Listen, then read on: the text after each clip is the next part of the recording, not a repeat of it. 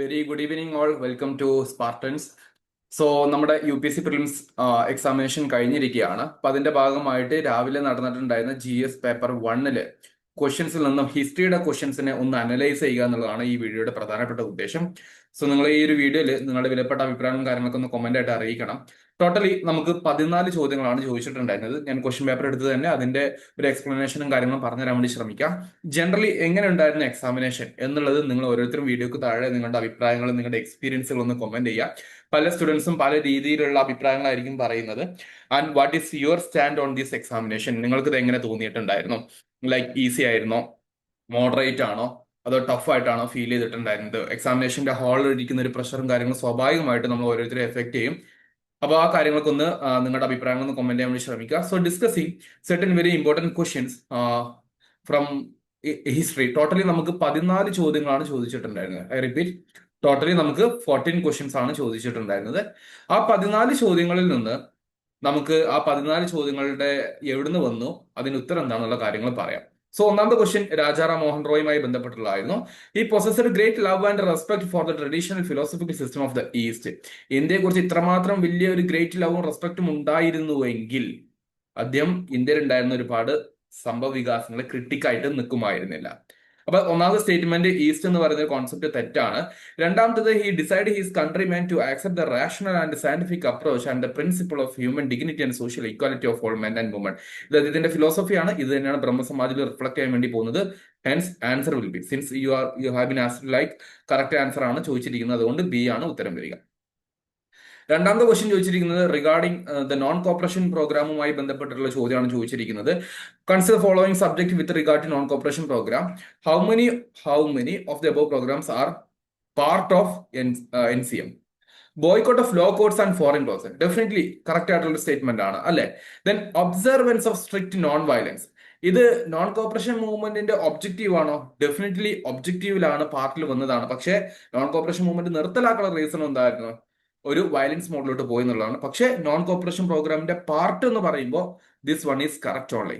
Then retention of titles and honours without using them in public. Retention of titles and honours ആയിരുന്നോ, അതോ give up ആണോ, അത് rejection ആണോ? Give up ആണ് ഉണ്ടായിരുന്നത് അല്ലെ, അത് ഒഴിവാക്കുക, ടൈറ്റിലുകൾ ഒഴിവാക്കാനാണ് ഉണ്ടായിരുന്നത്, റീടെൻഷൻ ചെയ്യുക എന്നുള്ളതായിരുന്നില്ല. So third statement is wrong. Establishment of panchayat for setting disputes. ഇവിടെ നോക്കിക്കേ, ഒന്നാമത്തെ statement boycott of law codes എന്ന് പറഞ്ഞിട്ടുണ്ട്. അപ്പൊ ലോ കോഡ്സുകൾ ബ്രിട്ടീഷ് സംവിധാനങ്ങൾ ഒഴിവാക്കുമ്പോൾ അതിനൊരു ഓൾട്ടർനേറ്റീവ് ഡിസ്പ്യൂട്ട് റെസൊല്യൂഷൻ വേണ്ടേ? അപ്പൊ അതിന്റെ ഭാഗമായിട്ട് they are going to have establishment of this panchayat എന്ന് പറയുന്നത് ശരിയായിട്ടുള്ളതാണ്. So 3 statements will be correct. Answer will be C ആയിരിക്കും വരുന്നത്. മൂന്നാമത്തെ മാത്രമാണ് തെറ്റായിട്ട് വരുന്നത്. Another very important question. So 2 modern ഇന്ത്യയിൽ നിന്നുള്ള ക്വസ്റ്റ്യൻസ് ഡിസ്കസ് ചെയ്തു. ഇനി അറഗട്ട. ക്ലാസ് റൂമിൽ, എന്റെ ക്ലാസ് റൂമിൽ ഇരുന്ന ഓരോ സ്റ്റുഡന്റും ഈ വീഡിയോക്ക് താഴെ നിങ്ങൾ ഇത് പങ്കെടുക്കുന്നുണ്ടെന്നുണ്ടെങ്കിൽ നിങ്ങൾ കമന്റ് ചെയ്യുക. നമ്മൾ ക്ലാസ് റൂമിൽ ഡിസ്കസ് ചെയ്തിരിക്കുന്ന ഒരു ക്വസ്റ്റ്യൻ ആണ്. 2016 UPSCയുടെ PYQ ആണ്. NCERT ക്ലാസ് 7 നിന്ന് ചോദിച്ചിരിക്കുന്ന ഒരു ബേസിക് ടെർമിനോളജിയാണ്. നമുക്കറിയാം ഇങ്ങനത്തെ ഇറിഗേഷൻ ഡിവൈസസുകൾ, എക്കണോമിക് ടേംസ് നിങ്ങൾ പ്രത്യേകം നോക്കി വെക്കണം എന്ന് പറഞ്ഞിട്ടുണ്ടായിരുന്നു. ഹറഗട്ട എന്ന് പറഞ്ഞതാണ് പേർഷ്യൻ വീൽ എന്ന് നമ്മൾ സിമ്പിൾ ആയിട്ട് അതിനെ വിശേഷിപ്പിച്ചിട്ടുണ്ടായിരുന്നു. It's a large wheel with earth and pots tied to the outer ends of it spokes എന്ന് പറയുന്നതാണ് ഇതിന്റെ ഓപ്ഷൻ ആയിട്ട് വരുന്നത്. So B will be the correct answer. 24th class റൂമിൽ വീണ്ടും ഡിസ്കസ് ചെയ്തിരിക്കുന്ന ഒരു പ്രധാനപ്പെട്ട ക്വസ്റ്റ്യൻ ആണ്. നിങ്ങൾക്ക് വലിയ കഥകളൊക്കെ പറഞ്ഞു തന്നിട്ടുണ്ടായിരുന്ന ഒരു ക്വസ്റ്റ്യൻ ആണ്. എന്താണ്? മട്ടവിലാസ പ്രഹസനം എന്ന് പറയുന്ന എഴുതിയത് ആരാണ്? ചിത്രകാര പുലിയാണ് ഞാൻ എന്നൊക്കെ പറഞ്ഞിട്ടുണ്ടായിരുന്ന ആരാണ് നമ്മൾ ക്ലാസ്സിൽ ഡിസ്കസ് ചെയ്തിട്ടുണ്ട്. ഗുണഭാര എന്ന് പറയുന്ന ഓപ്ഷൻസ് ഒക്കെ ടൈറ്റിലൊക്കെ വെച്ചിട്ടുണ്ടായിരുന്ന റൂളർ ആരാണെന്നുള്ള ഒരു ചോദ്യം. ആൻസർ എന്താണ്? Option A, Mahendravarman. വളരെ ഡയറക്റ്റ് ക്വസ്റ്റ്യൻ ആണ്. ഓക്കെ, സോ ഇത് ഡയറക്റ്റ് ആയിട്ടുള്ള ക്വസ്റ്റ്യൻ ആണ് വരുന്നത്. വളരെ സിമ്പിൾ ആയിട്ടുള്ള മറ്റൊരു ക്വസ്റ്റ്യൻ ആണ് അടുത്ത്. ഫാഹിയാൻ എന്ന് പറയുന്ന ദ ചൈനീസ് മോങ് കം ട്രാവലർ, അദ്ദേഹം ഇന്ത്യയിലോട്ട് വന്നത് ആരുടെ കാലഘട്ടത്തിലാണ്? വളരെ ബേസിക് ക്വസ്റ്റ്യൻ ആണ്. ആൻസർ എന്താണ്? ഓപ്ഷൻ ബി, ചന്ദ്രഗുപ്ത സെക്കൻഡ് ആണ് അല്ലെ. സോ ഇതാണ് വരുന്നത്. അപ്പോൾ നിങ്ങൾക്ക് ഇവിടെ ഇപ്പൊ നമ്മൾ ഡിസ്കസ് ചെയ്തിരിക്കുന്നത് 5 ക്വസ്റ്റ്യൻ ആണ്. ഈ 5 ക്വസ്റ്റ്യനും ആക്ച്വലി നിങ്ങൾക്ക് ഈസിലി ആൻസർ ചെയ്യാൻ പറ്റുന്ന ഒന്നേ ഉള്ളൂ. ഇതിൽ 1ഉം 2ഉം സ്റ്റേറ്റ്മെന്റ് വൈസ് ക്വസ്റ്റ്യൻസ് ആയതുകൊണ്ട് തന്നെ ഒന്ന് അല്പം ചിന്തിക്കാനുള്ള സമയം കൊടുത്താൽ മതിയാകുമായിരുന്നു. ഓക്കെ, ഇതാണ് ബേസിക് ആയിട്ട് ഇതിനെ കുറിച്ച് പറയാനുള്ളത്. Moving forward, we are having some other very important questions and we had a detailed discussion. ഏകദേശം 1 മണിക്കൂറോളം നമ്മുടെ ക്ലാസ് റൂമിൽ ഡിസ്കസ് ചെയ്താണ് രാജരാജ ചോളനും രാജേന്ദ്ര ചോളനും തമ്മിലുള്ള expeditions. Hope you guys remember. നിങ്ങൾ ക്ലാസ് റൂമിൽ ഇരുന്നിട്ട് ബോട്ട് വരച്ചത്, സൗത്ത് ഇന്ത്യ, അതിന്റെ ഭാഗമായിട്ട് ഓഷ്യാനിക്, ബേ ഓഫ് ബംഗാളിനെ ചോളത്തടാകം എന്നൊക്കെ വിശേഷിപ്പിച്ചിട്ടുള്ള വലിയൊരു കഥ നമ്മൾ പറഞ്ഞിട്ടുണ്ടായിരുന്നു. അല്ലെ? അപ്പൊ അതുമായി ബന്ധപ്പെട്ടുള്ള ശ്രീവിജയ എംപയറിനെ കോൺഗ്രസുമായി ബന്ധപ്പെട്ടിട്ടുള്ള രാജാവ് ആരാണ്? അമോഘവർഷനാണോ, പ്രതാപരുദ്രനാണോ, രാജേന്ദ്ര ചോളനാണോ, വിഷ്ണുവർദ്ധനാണോ? ആൻസർ എന്താണ്? രാജേന്ദ്ര ചോളൻ. ഇതിന്റെ ഉത്തരം എന്റെ ക്ലാസ്സിലിരുന്ന എല്ലാ സ്റ്റുഡൻസിനും കിട്ടിയിട്ടുണ്ടാകും എന്ന് ഞാൻ വിശ്വസിക്കുകയാണ്. നിങ്ങൾ അതൊന്ന് കമന്റ് ചെയ്യാൻ വേണ്ടി ശ്രമിക്കുക. ഓക്കെ, കിട്ടിയിട്ടുള്ള ആൾക്കാർ അതൊന്ന് അറിയിക്കാൻ വേണ്ടി ശ്രമിക്കുക. Something very very important. And another very important question, ഏൻഷ്യന്റിൽ നിന്ന് ചോദിച്ചിരിക്കുന്ന ഒരു ക്വസ്റ്റ്യൻ ആണ്. ലിറ്റിൽ ബിറ്റ് ടഫർ, പക്ഷെ കുറച്ച് സൂക്ഷിച്ച് മാപ്പ് ബേസ്ഡ് ആയിട്ടുള്ള learning, I repeat, map based ആയിട്ടുള്ള ഒരു ലേണിംഗ് ആണ് നിങ്ങൾ കൊടുത്തിട്ടുണ്ടായിരുന്നെങ്കിൽ ഈ ക്വസ്റ്റ്യൻ നിങ്ങൾക്ക് ആൻസർ ചെയ്യാൻ വേണ്ടി പറ്റും. ഇവിടെ ചോദിച്ചിരിക്കുന്ന പീരീഡ് നോക്കിക്കേ. This is simply about the Mahajanapadas. Mahajanapadas എന്ന് പറയുന്ന ഒരു പീരീഡിനെ കുറിച്ചും അതിനുശേഷമുള്ള പ്രധാനപ്പെട്ട ലൊക്കേഷൻസിനെ കുറിച്ചുമാണ്. ഓരോ ടെറിട്ടറീസ് തന്നിട്ടുണ്ട്, അതിലൂടെ ഒഴുകുന്ന റിവേഴ്സ് ഏതൊക്കെയാണ്. അസ്മാക്ക നിങ്ങൾക്ക് അറിയാം, മഹാരാഷ്ട്രയുടെ ഭാഗത്താണ്. സോ ഒബ്വിയസ്ലി അതിലൂടെ ആര് പോകുന്നു? ഗോദാവരി പോകുന്നു. That is correct. പക്ഷെ കംബോജ എന്ന് പറയുന്നതും ഗാന്ധാര എന്ന് പറയുന്നതും ഇന്ത്യയുടെ ഔട്ട്സൈഡ് ഏകദേശം അഫ്ഗാനിസ്ഥാനും പാകിസ്ഥാന്റെ ആ റീജിയനിൽ വരുന്ന റീജിയൻസ് ആണ്. അപ്പൊ അവിടെ ഈ കംബോജ എന്ന് പറയുന്ന ഒരു മഹാജനപദയോട് അസോസിയേറ്റ് ചെയ്യുന്ന ഒഴുകുന്ന നദി വിഭാസ് ആണ്. വിഭാസ് ആണ് നമ്മുടെ ബിയാസ് റിവർ ആണ്. ഇത് കുറച്ചുകൂടെ പഞ്ചാബ് ടെറിട്ടറിയുടെ അല്ലേ ഒഴുകുന്നത്. So there is some kind of distance. അങ്ങനെയാണ് അത് ആലോചിക്കേണ്ടത്. സോ ദിസ് ഈസ് റോങ് അല്ലേ. ദെൻ അവന്തി മധ്യപ്രദേശിന്റെ ഭാഗത്താണ്. അതിലൂടെ മഹാനദി എന്ന് പറയുന്ന ഒഡീഷയിലൂടെ ഒഴുകുന്ന നദി പോകാൻ പറ്റുമോ? പറ്റില്ല. ഓക്കെ, അപ്പൊ അതും റോങ് ആണ്. ദെൻ കോസല, അയോധ്യ എന്ന് പറയുന്ന ലൊക്കേഷൻ. അപ്പൊ കോസല എന്ന് പറയുന്ന ലൊക്കേഷനിൽ ഒഴുകുന്ന നദിയാണ് എന്ത്? Sarayu. So 1 and 4 will be correct. And how many of the pairs are correctly matched ആണ് ചോദിച്ചിരിക്കുന്നത്. Option B is the correct answer. B ആണ് ശരിയായിട്ടുള്ള ഉത്തരം വരുന്നത്. Now discussing another very important topic. This is from current affairs. Current affairs ആണ്. Okay, നിങ്ങൾ current affairs observe ചെയ്തിട്ടുണ്ടെങ്കിൽ answer ചെയ്യാൻ പറ്റുന്ന ഒരു ക്വസ്റ്റ്യൻ ആണത്.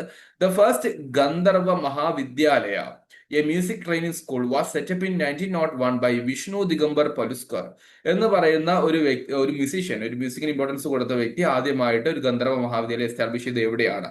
ഡൽഹി, ഗ്വാളിയർ, ഉജ്ജയിൻ, ലാഹോർ. ആൻസർ ആക്ച്വലി ലാഹോർ ആണ് വരുന്നത്. ഇത് ആക്ച്വലി നവംബർ 2024 ഇദ്ദേഹത്തെ മ്യൂസിക്കൽ പ്രോഗ്രാമുമായിട്ട് ഇദ്ദേഹത്തെ ആദരിക്കുന്ന, ഇദ്ദേഹത്തെ റിമെമ്പർ ചെയ്യുന്ന പ്രോഗ്രാംസും കാര്യങ്ങളൊക്കെ ഉണ്ടായിരുന്നു. അപ്പൊ അതിന്റെ ഭാഗമായിട്ട് ഈ പേഴ്സണാലിറ്റി കയറി വന്നതാണ്. അപ്പൊ ആ രീതിയിലാണ് ഈ ചോദ്യം ചോദിച്ചിരിക്കുന്നത്. കൺവെൻഷണൽ മെത്തഡ് ഓഫ് കൾച്ചർ എന്നുള്ള കറണ്ട് അഫേഴ്സിൽ നിന്ന് കുറച്ചുകൂടെ വ്യത്യസ്തമായിട്ട് പേഴ്സണാലിറ്റി ബേസ് ചെയ്തിരിക്കുന്ന ഒരു ചോദ്യമാണ്. അപ്പൊ ആ രീതിയിൽ ഇമ്പോർട്ടൻസ് കൊടുക്കാൻ വേണ്ടി ശ്രമിക്കുക. ഒരു പക്ഷേ ആൻസർ ചെയ്യാൻ പലർക്കും ബുദ്ധിമുട്ട് വന്നേക്കാം. ആസ്പിറൻസ് അടുത്ത പ്രാവശ്യം പ്രിപ്പറേഷൻ നടത്തുന്നുണ്ടെങ്കിൽ ഇങ്ങനത്തെ ഒരു കാര്യം കൂടി ഒന്ന് ഫോക്കസ് ചെയ്യണം എന്നുള്ള കാര്യം കൂടി അറിഞ്ഞിരിക്കാം. നൗ വളരെ ഇമ്പോർട്ടന്റ് ആയിട്ടുള്ള അതർ ക്വസ്റ്റൻ ആണ് 29th question. Is A PYQ it self. ഇതും ഒരു PYQ ആണ്. ഇവിടെ നോക്കിക്കുക. അശോകൻ ഇൻസ്ക്രിപ്ഷനിൽ ഉണ്ട് പ്രാദേശിക രാജുക യുക്ത എന്ന് പറയുന്നത്. ഇതെന്താണ്? വില്ലേജ് ലെവലാണോ, ഡിസ്ട്രിക്ട് ലെവലാണോ, പ്രൊവിൻഷ്യൽ ലെവലാണോ? ഏത് ലെവൽ ഓഫ് അഡ്മിനിസ്ട്രേഷനിൽ വരുന്നതാണ്? Definitely it's a district level administration കാറ്റഗറിയിൽ വരുന്നതാണ്. We had a detailed discussion about this one. Class റൂമിന്റെ ഭാഗമായിട്ട് ഡിസ്കസ് ചെയ്യുന്ന പോയിന്റുകളാണ് അതൊക്കെ. ഓക്കെ, അപ്പൊ ആ രീതിയിൽ ഈ ഒരു ടോപ്പിക് അറിഞ്ഞിരിക്കുക. Now we are having another very important question from modern India regarding the non-cooperation movement. Non-cooperation movement in the രണ്ടാമത്തെ ചോദ്യമാണ്. The Congress declared the attainment of Swaraj by all legitimate and peaceful means to its objective. ഇവിടെ കുട്ടികൾക്ക് ആസ്പിറൻസിന് confusion വരും. All എന്ന് പറയും. പക്ഷെ നിങ്ങൾ ആലോചിക്കണം, ഓൾ എന്ന് പറയുന്നത് ഒരു ഇൻഡിപെൻഡന്റ് വാക്കല്ല, ഓൾ ലെജിറ്റിമേറ്റ് എന്ന് പറയുന്ന ഒരു വാക്കാണ് വരുന്നത്.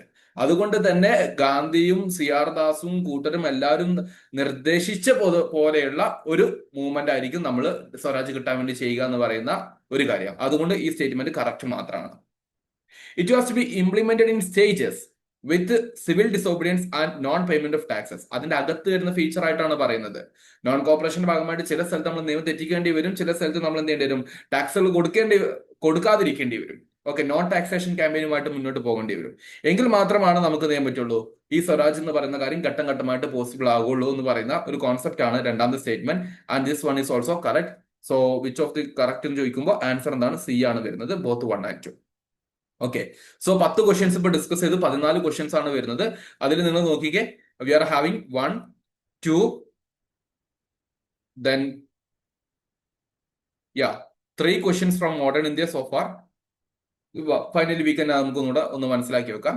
Now the questions comes from 91 onwards I think. Okay, ഒരു 4 ക്വസ്റ്റ്യൻസ് കൂടെ നമുക്ക് വരുന്നുണ്ട്. നിങ്ങൾക്ക് ഇൻ ബിറ്റ്വീൻ നിങ്ങൾക്ക് ഏറ്റവും കൂടുതൽ ലൈക്ക് ടഫായിട്ട് തോന്നിയിട്ടുള്ള സബ്ജക്ട് ഏതായിരുന്നു ഇൻ ദിസ് പ്രിലിംസ് എക്സാമിനേഷൻ എന്ന് തോന്നുന്നവര്, അറിയുന്നവര്, ഫീൽ ചെയ്തിട്ടുള്ള ആൾക്കാർ ഒന്ന് കമന്റ് ചെയ്യുക. Like will be having more guidance for these programs. 91st question നമുക്ക് നോക്കാം. Sedition has become my religion.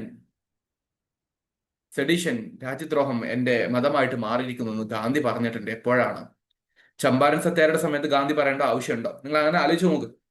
Gandhi വന്നു, സെറ്റാക്കി, ജയിച്ചു പോയി. സോ ഇതല്ല എന്തായാലും ആൻസർ എന്നുള്ളത്. Attending the second round table conference, നമ്മളൊരു ചായ കുടിച്ച് വട്ടമേശയിൽ ഇരുന്നിട്ട് സുഖല്ലേ, സുഖാണ് എന്ന് പറയുന്ന സമയത്ത് രാജ്യദ്രോഹം എന്റെ മതമായിട്ട് മാറിയിട്ടെന്ന് ഗാന്ധി പറയേണ്ട വല്ല ആവശ്യമുണ്ടോ? ഇല്ല, something that is going to happen. Gandhi എന്തോ ബുദ്ധിമുട്ടിക്കുന്നുണ്ട്. ആൻഡ് ക്വിറ്റ് ഇന്ത്യ മൂവ്മെന്റ് സമയത്ത് ഗാന്ധി ആകെ പറഞ്ഞ ഡയലോഗ് നമുക്കറിയാം, ഡു ഓർ ഡൈ ആണെന്നുള്ളത്. You can eliminate that one also. Answer will be Gandhi ദണ്ഡിയില് സോൾട്ട് ലോ വയലേറ്റ് ചെയ്തപ്പോ ഗാന്ധി അറസ്റ്റ് ചെയ്യാൻ തീരുമാനിച്ചു. അറസ്റ്റ് ചെയ്തപ്പോ രാജ്യത്തിന് വേണ്ടി പ്രവർത്തിച്ചപ്പോൾ രാജ്യദ്രോഹം എന്ന് പറയുന്നത് ഒരു മോശമായിട്ടുള്ള പ്രവണതയായിട്ട് മാറുന്നു. ഇനി രാജ്യദ്രോഹമാണ് എന്റെ റിലീജിയൻ, ഞാൻ ചെയ്യുന്നതൊക്കെ ഇനി എന്താവും, രാജ്യദ്രോഹമാവും. എങ്ങനെ സെക്ഷൻ 124 വളരെ എന്താണ് പുണ്യമാക്കപ്പെട്ട ഒന്നായിട്ട് ഗാന്ധി ഡിക്ലെയർ ചെയ്യുന്ന ഒന്നാണ് ഈ ഒരു സംഭവം കേട്ടോ. ഇത് നിങ്ങൾ ക്ലാസ് റൂമിന്റെ ഭാഗമായിട്ട് നിങ്ങൾക്ക് ഡിസ്കസ് ചെയ്യണം. ഞാൻ നിങ്ങൾക്ക് പലപ്പോഴും മെഡീവൽ ഇന്ത്യ ആയിരിക്കും കൂടുതൽ എടുത്തിട്ടുണ്ടാവുക. അപ്പൊ മോഡേൺ ഇന്ത്യയുടെ ക്ലാസ്സിൽ നിങ്ങൾ ഇങ്ങനത്തെ കോൺസെപ്റ്റും കാര്യങ്ങളൊക്കെ പഠിച്ചിട്ടുണ്ടാവും എന്ന് വിചാരിക്കുന്നു. അനന്തർ വളരെ ബേസിക് ആയിട്ടുള്ള ക്വസ്റ്റൻ ആണ്. 92 ഡാൻസിങ് ഗേൾ. ഇത് വായിക്കാൻ തന്നെ ഒരു സുഖമില്ല. മോഹൻജുദാരോ എന്താണ് ബ്രോൺസ് ഡാൻസിങ് ഗേൾ എന്നാണ് നമ്മൾ പറഞ്ഞു പഠിക്കുന്നത്. It's A very simple question. Answer is C. ഇത് എല്ലാവർക്കും കിട്ടിയിട്ടുണ്ടാവും അല്ലെ? എല്ലാവർക്കും കിട്ടിയിട്ടുണ്ടാവും എന്ന് വിശ്വസിക്കുകയാണ്. Then 93 question is a legal defense to the people arrested in the aftermath of Chauri Chauri incident. Non cooperation മൂവ്മെന്റുമായി ബന്ധപ്പെട്ടുള്ള മൂന്നാമത്തെ ക്വസ്റ്റൻ ആണ് പ്രാവശ്യം ചോദിച്ചിരിക്കുന്നത്. ചൗരി ചൗര ഇൻസിഡന്റ് 1922 നടന്നതിന് ശേഷം ഒരു 500ഓളം വരുന്ന ആൾക്കാരെ ബ്രിട്ടീഷ് പോലീസ് അറസ്റ്റ് ചെയ്യുന്നുണ്ട്.